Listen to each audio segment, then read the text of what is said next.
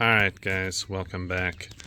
So, I said I was going to do an update, and a lot of people asked a bunch of questions that in my first walk around was answered in the description, but I do know that a lot of people watch it on the TV and go into the description on video. Really, people only do that if someone says, oh, I linked it in the description, so I understand. So let's just go over it. So this is the 98 Grand Cherokee ZJ. This is the limited 5.9. So they only did the 5.9 in 98. It was the last year of the ZJ before they switched to the WJ in 99. So there was only something like 1,800 of these 5.9 limiteds made. I happened to find one. It was in really bad shape. I'm gonna show a couple pictures. One, for instance, like of the front end, and I'll show that up here in the corner, showing what it looked like before, as well as the engine compartment. But let's get into what this thing actually has. So it has a 78 Bronco front axle. It's the same axle as in the F-150 that time. So F-150 Bronco. It's a Dana 44. Jeez, I don't know what happened there. Dana 44. It's got a spool locker up front and chromoly shafts. When I got it, everything was just in really bad shape. A lot of hooptiness going on. So I went ahead and built a new track bar. I built a new drag link. And then just recently, since my previous videos, I have done the hydro assist. I got the redneck ram in there. I also did the steering box brace with the sector shaft.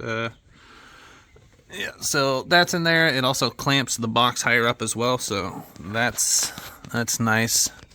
So that's definitely going to help because these unibodies, it was already even happening. The box kind of pushes into the frame and gets out of angle, and then it can just rip that whole unibody apart. So that should help with that. Everyone said, oh, that's going to be your weak point, is the box in here. So hopefully this will buy it some time.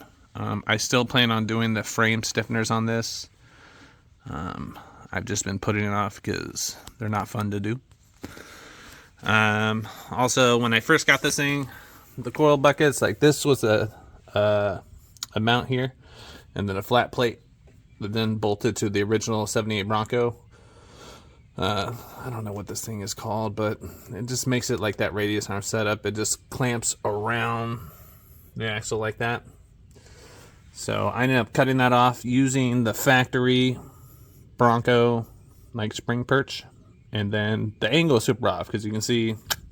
So originally the bottom of the spring was at such an angle, so I used some shims from a rear leaf spring on some vehicle. Found them, they're the correct degree that I was off. Put those in there. That got it to sit at least straight. It'll never be perfect with the 78 Bronco because there's not a lot of places. Like I could honestly build something and get the spring a little bit more straight, but I'm really not too worried about it because this is just here for now until I grenade these axles, and then we're gonna go to 1-tons. But there's no point in throwing this in the trash now because it is functional and it does very well. So we're gonna use it until we can't anymore. All right, so some of the other things I did was I did the engine transmission skid plate. And I don't know if you saw the previous video, but I had to do all the tabs for that and build it. So you can see in there, like it was supposed to bolt to that lower, what is that? Control arm mount, but it's no longer there, so I just had to weld tabs in there. So that worked out. I had to kick it way over because obviously this isn't a stock axle, so the drive shaft is going at a different spot. So even with me having to push this skid plate way over and way back, you can see it's still not perfectly straight inside that little tunnel, but I think we're going to be fine. I checked everything out. We're going to clear. I ended up chopping off all the old brackets on the axle, on the tie rod, and then I had this thing that sat about here, but the angles weren't right between the drag link and the track bar. So I modified this, cut it down, also made a little bit of space here because before it was at a slope and then you couldn't get a wrench onto the bolt. So I cut that out a little bit more, so then adjusting it won't be a problem. Got those angles right. I don't know if you've seen the previous video, but this setup works. I like it. Gives me better angles. Alright, so let's go around. Another thing I did since the last video was this transfer case skid plate. So this is not completely done and done. It's just here for now. When I do the frame stiffeners, it's coming back off because the frame stiffeners actually wrap the whole unibody, uniframe.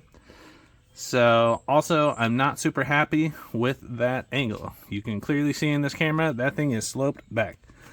I don't like that. And then when I adjust it to this other two bolts, then it's sloped up. So there isn't a perfect spot. So I'm going to drill out holes right in the middle, and I think that's gonna be my happy spot. And once I do that, and I do the uniframe stiffeners, whatever, frame stiffeners, I'm gonna weld these brackets onto the frame stiffeners, drill 2 new holes into the actual skid plate, and then that should solve my problem. It'll sit up a little bit higher in the back, it'll be level, and we'll be good. Let's see what else. So, and for the other people that are like, oh, you did a front shaft delete because you have problems. No, it's back in. Again, I just removed that just to build that skid plate because I have to go around it. It was a pain in the ass to like hook the skid plate over the drive shaft to fit it up and then remove it, and I had to do that so many times. Back to the 78 Bronco front suspension. So you can see it's just been modified. I think like James Duff does a bunch of these kits where it's kind of like a long radius arm. It works well. It flexes good. I like it. It is what it is. So back to like the original platform. This is the stock Dana 44 aluminum / HD rear axle. So not just the limited 5.9 had this axle. There was a few other years, and I believe it was just like an option. So some of the other 5.2 liters had this axle. It looks really big. Constantly people think that it's a 60 back here, but it's just big because it's aluminum, just the center section. And it does fine. It's got the posi track, limited slip, whatever is in there. That's going to be going soon. I wanted to have it out already, but because it's got the limited slip, then it has a limited slip carrier, so I can't put like that Spartan locker in there. I have to get a new carrier, and then I can put the Spartan locker in there. So that will happen. We're just running it for now. I didn't have any issues between the spool, and they've actually done some work to that limited slip. They put some extra shims in there is what they're saying. Makes it a little bit stiffer, makes it work a little bit better. So for now, it's working. And we're gonna continue to use it. Oh, by the way, if you didn't know, that's the Skid Row front skid plate, and that's the Iron Rock off-road transfer case skid plate. All right, it's running 37-inch Pro Comps. Not really a fan of Four Wheel Parts products. I used to work at Four Wheel Parts, and Pro Comp tires have notorious sidewall issues and the fact that they don't balance well. So I can show you. So brand new, these wheels. Oh, pardon our mess. We're getting a pool built, but it's been going on all winter. People just don't like to work in the winter out here. Let's see this one's. There's a lot of wheel weights in there. Let's not picking it up. There's a shit ton. A lot. Look at that. That's not good. There's another wheel that has even more. Like, that's crazy. So they're not the greatest tires, but I like the look of them. They give decent traction.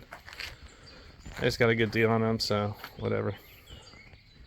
If it was up to me, I probably wouldn't have given Four Wheel Parts money because they rip off all their customers, charging you for warranties products already came with. That place is such a scam. All right, so let's show So when I got this, also the headliner was falling. The carpet was already out. The whole thing, like, this is the mud truck, like panels were missing. So I just fixed everything, cleaned everything. I mean, I spent so many hours pressure washing just the undercarriage to get all the mud off. It was so bad, but time pays off. Like, it didn't have a, it was missing a mirror. It was missing this piece. Rear hatch didn't work. This door didn't open. Passenger window didn't work. Back window over there didn't work. Windshield wipers didn't work. AC didn't work. You name it. I mean, this thing just sat outside. It was a trail Jeep for the last 2 owners. The last 2 owners really didn't do anything maintenance-wise. They just beat on it, parked it back outside until the next time they went and beat on it. So it just got used and abused. Whatever. I mean, some people do that. Vehicles go into their hands and leave in worse shape. When I get a vehicle, I try and make it better. So when it leaves my hands, it'll be better in some way. So I fixed all that crap. All of it. It took a lot of work. I got this thing in July of 2023, and I have been jamming. Like, the intake, I'm gonna show a picture of the engine compartment. The intake was like patched in spots, patched here. It wasn't even for a Grand Cherokee. It wasn't for this vehicle at all. It was for some Dodge Ram or something else. That it wasn't this particular motor. Like, it didn't have the gasket on the bottom here, so it was just sucking debris right into the intake. Like, what are you doing? The battery, I don't have a picture of that because it was the first thing I got. As soon as I got home, I just ripped it all out. I ripped out all the hoopty wiring. There was like relay harnesses all right here running all kinds of lights, like the light in the rear that's going away, lights up front, the front bumper. This is an ARB bumper. I can't stand the way ARBs look, how they come up here. They got this square section that comes up, and it just looks like Safari. Like an overland Safari type bumper. But what I like about this bumper, though, is that the winch is enclosed. It's not hanging up here, blocking the grill. It gives it more of that street but functional look. I like that. So this is a clean bumper. It's beat the crap. I mean, this thing is bent all over the place. Some of it was me first time out, but don't worry about that. It was already bent down and then bent up over here, so it's funky. Like, it's bent up, so then it's pushing the grill over into this headlight. So the grill's kind of cockeyed over. The bumper's just wedged into it, but that's fine. I don't really want to invest the money to replace it when it still works, and we'll just beat on it. The battery was so bad. It had like this cutoff switch. They had the wrong battery in here, so like the positive terminal was over here and negative was over there. They had the solenoid for the winch was just sitting here. The wires came out of the solenoid, was just bouncing around up here. Like, what a nightmare. Oh yeah, but back to the ARB, sorry. OCD. Or not OCD, ADD. ADHD, whatever. Attention deficit, yes. So anyways, I hacked all that shit off the ARB bumper, make it a little bit more clean, and I like it. I will be doing a new winch on this. I just haven't gotten to it because there's just other more important things. But I will be getting a new winch, and then I'm going to cut all this off, remove this roller fairlead, and put on the regular one with synthetic rope. So there's no point in running that steel cable to chop somebody in half. Yeah, pretty much the only thing besides, so I did a new cane to fix that whole issue. It had a cracked header.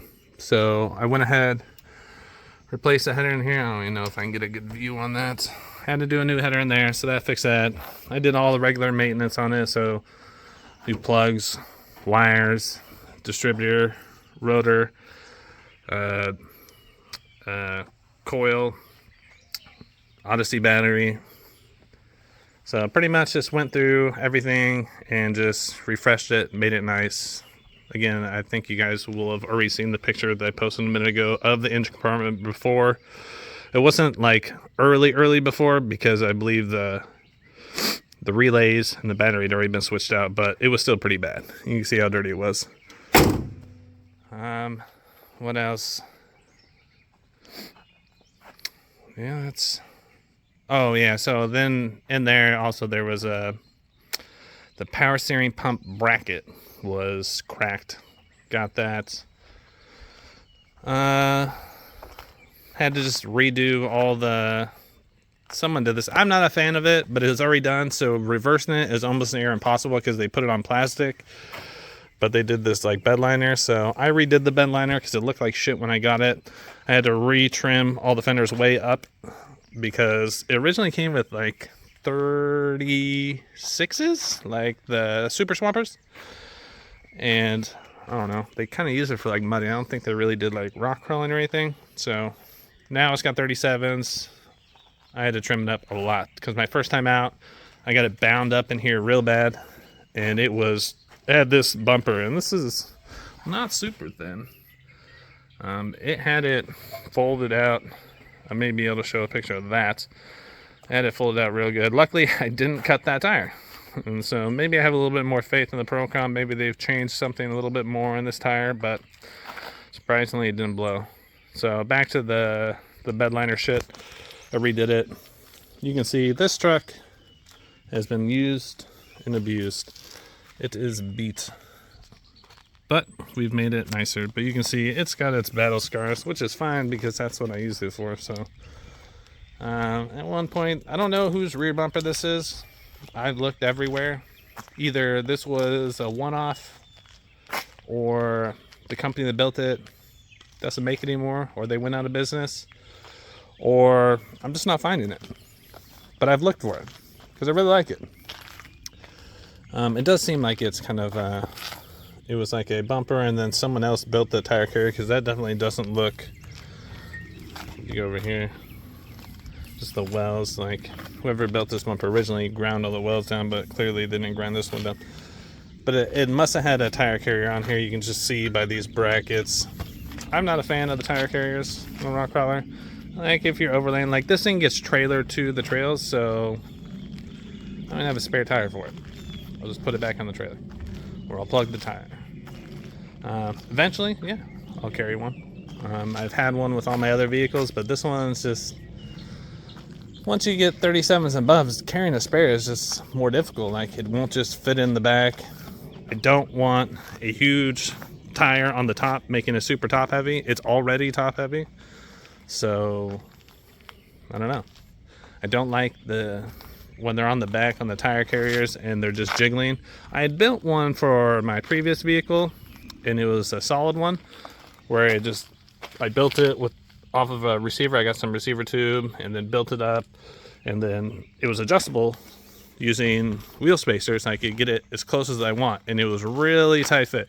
I may be able to show a picture of how tight I got it. Like I like when the tire's like right there, real nice. I don't like them hanging where they're 3 feet off the back and like sitting straight up, where it's like this and like you can see 2 feet in between it. Like that looks so goofy.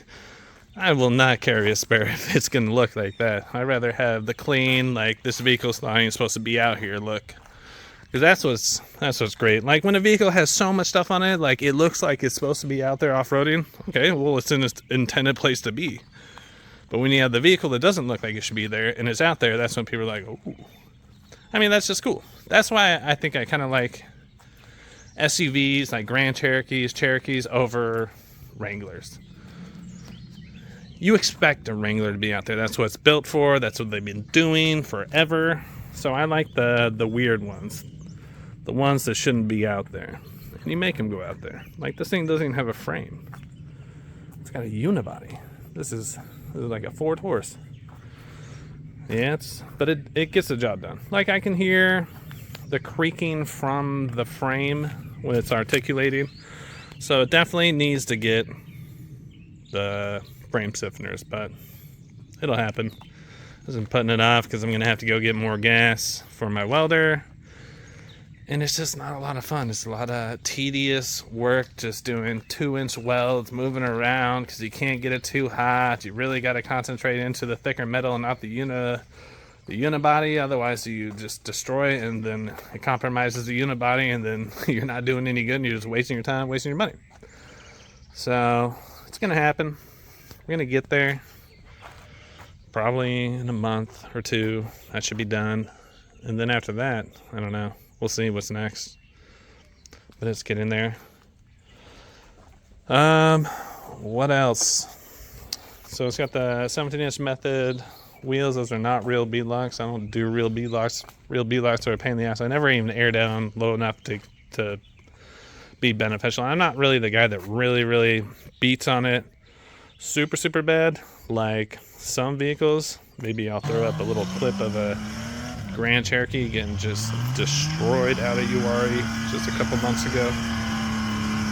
Yeah, that's the one thing about these Grand Cherokees and Cherokees. You'll see a million of them out there where they have no money into them. They just welded the diffs, took it out there on a trailer, and then they just put the pedal to the floor the entire time and just hit everything and just beat the shit out of it. I feel bad for whoever gets those ones.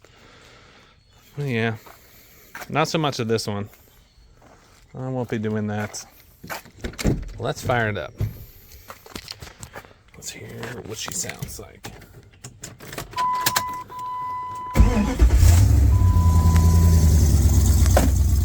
Alright.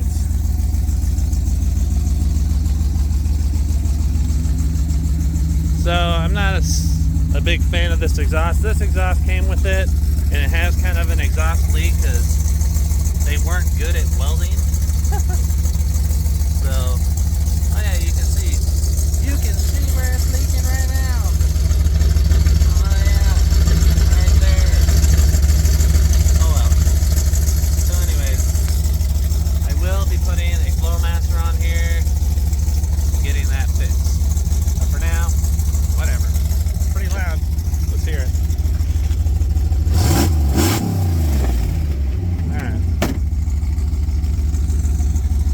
Oh yeah, some other hoopty stuff. So the engine mounts. So these engine mounts, they wear out super quick. So I have another set in here. Let's go check this out. So these engine mounts.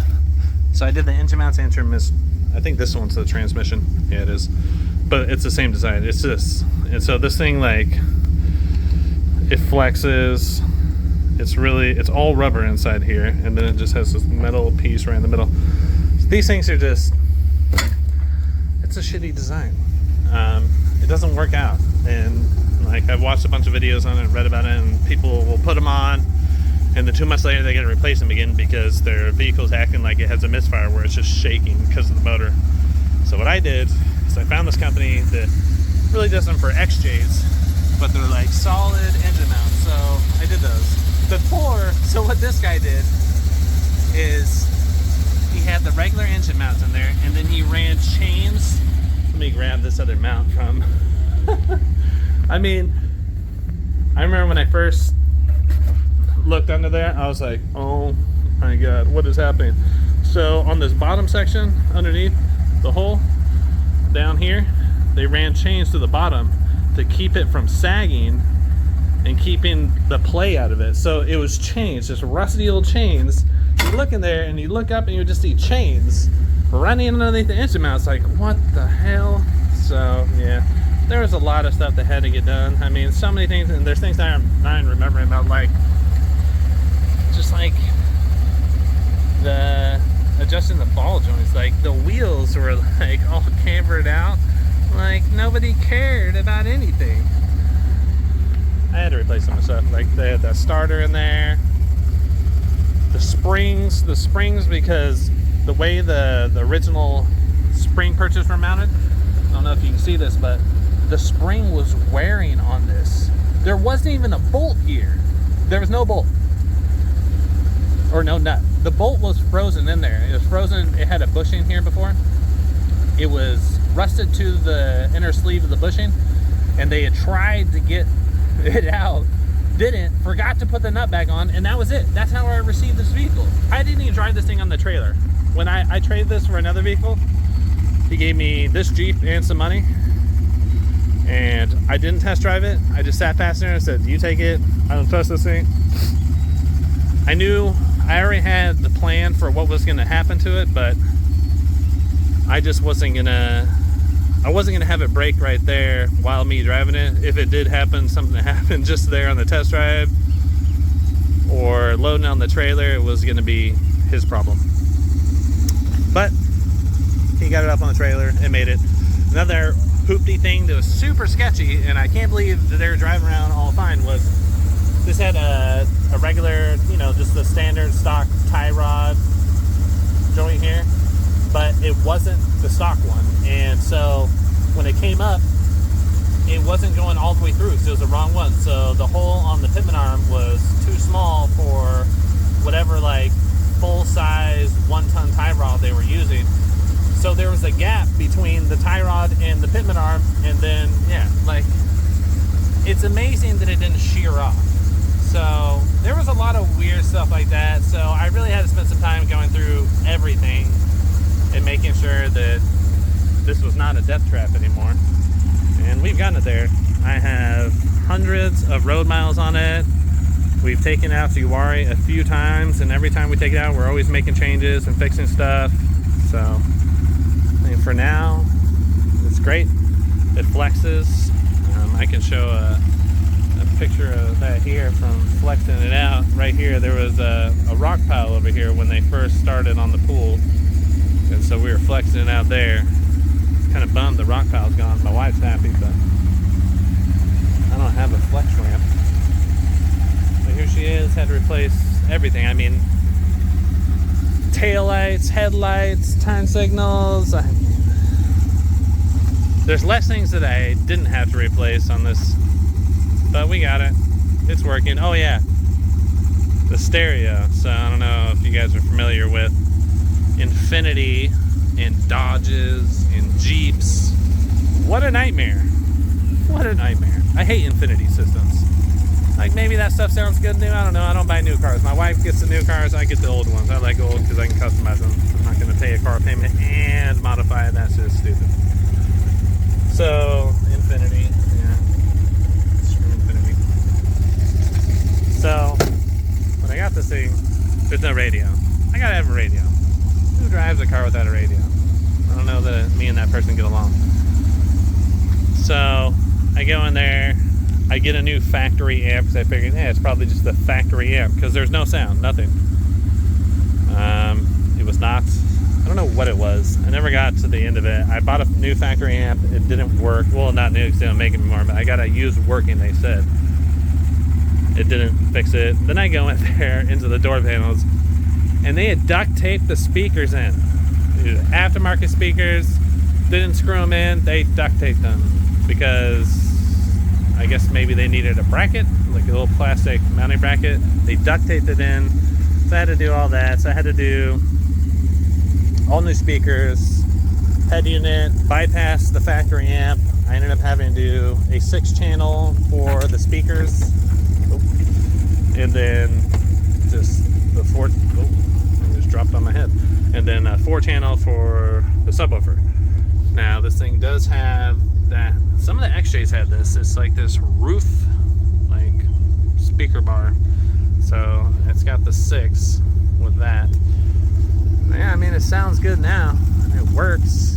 You got bypass that stupid Infiniti system, so never have to deal with that in this vehicle again.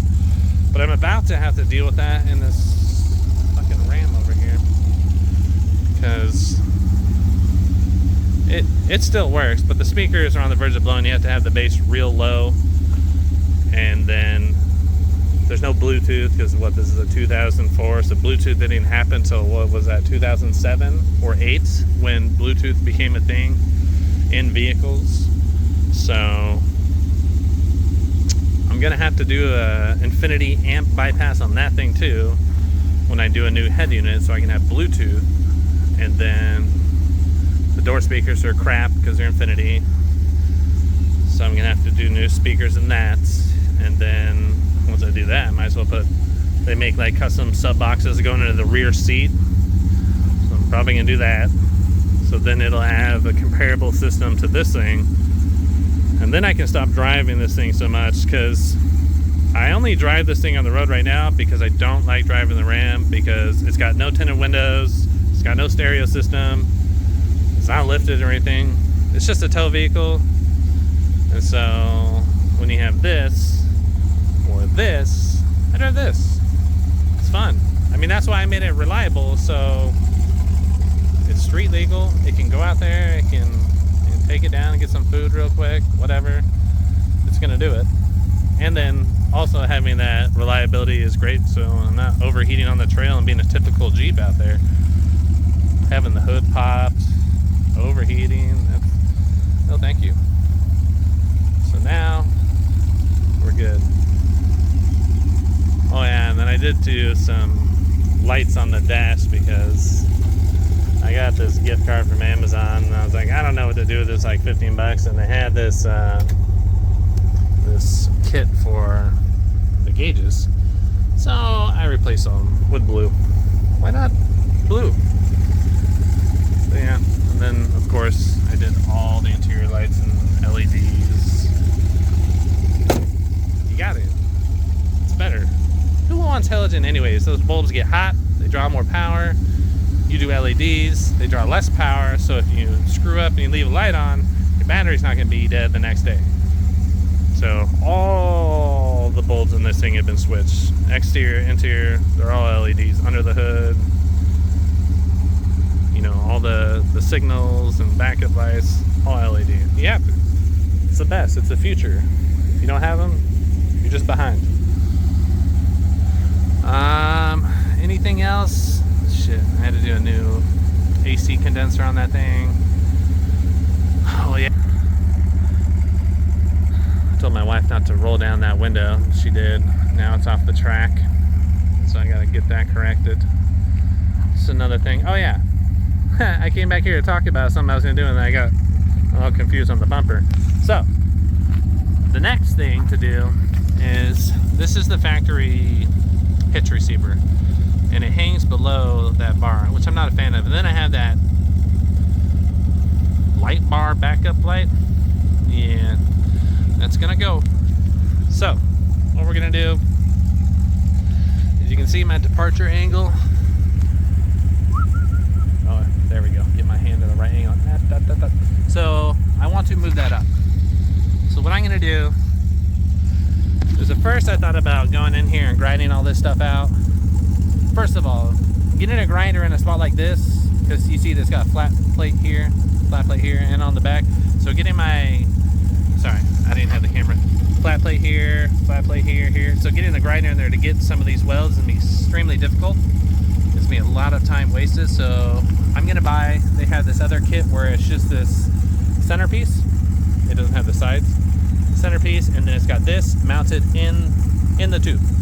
So I'm going to get that. And then I'm going to either, depending on the length of that one, I'm either going to cut it at the end or just cut it outside these current brackets, just, and then there, and then bring in the new piece, cut it, put it up in. So then the hitch, this will be here, the light will go away, this will be up there, and my departure angle will be a lot better. And yeah, I don't like the look of this anyways. It just looks out of place. It doesn't look like it should be there on this vehicle. So we're gonna get that up, get that light bar out of there. I'll probably repaint that gas tank skid, freshen it up. But yeah, I got one of these. I couldn't find one. They don't sell these anymore. So I had to go to a junkyard, find one that was in the best condition. Of course, it wasn't the right paint color, and so I just lightly scuffed it up, sanded it, shot it black. I'm not too worried about it. I just wanted to be there. It's not like it's hurt anything when it wasn't there. I just wanted it to be complete. Same thing with the mirror. This isn't the correct mirror. This was a new mirror, but obviously this wasn't the limited version, so it's just the black plastic versus limiteds are painted like that. But who cares? It works. It moves. It does the job. So we're good with that. You know, I think this is probably going to be it for the video. I think I've covered just about everything. Oh yeah, and the transfer case. It's got the 231J transfer case, so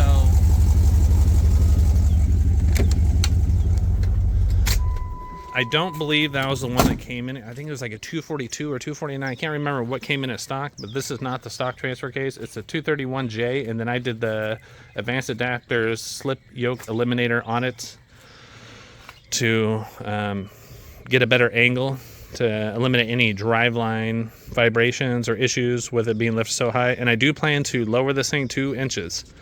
I don't know that it's going to be a permanent lower of 2 inches. I'm going to get new springs in the rear and drop out those like just little pucks at the top. And that's going to drop it down 2 inches. It's really tall. And when this thing leans over on trails on obstacles, it feels super sketchy. The rear is very soft for some reason. It just instantly leans over. So I want to get it down 2 inches and maybe correct a little bit of the body roll. I plan to do an anti-rock in the rear. So hopefully that will help it out a little bit. If for some reason I don't like the 2-inch, I'm still going to have the rear coils. I'm still going to have those spacers so I can put them back. Also because when this thing does go on to tons and 40s, I'm probably going to want that 2 inches back. So we'll see. All right, guys. Thank you for watching. This was a long one, but I wanted to cover everything. So I think we've done that. Unless I've forgotten, I do forget a lot. So if I forgot something, that'll be on the next one. All right, guys. Thanks again. Don't forget to like and subscribe. Thanks, guys.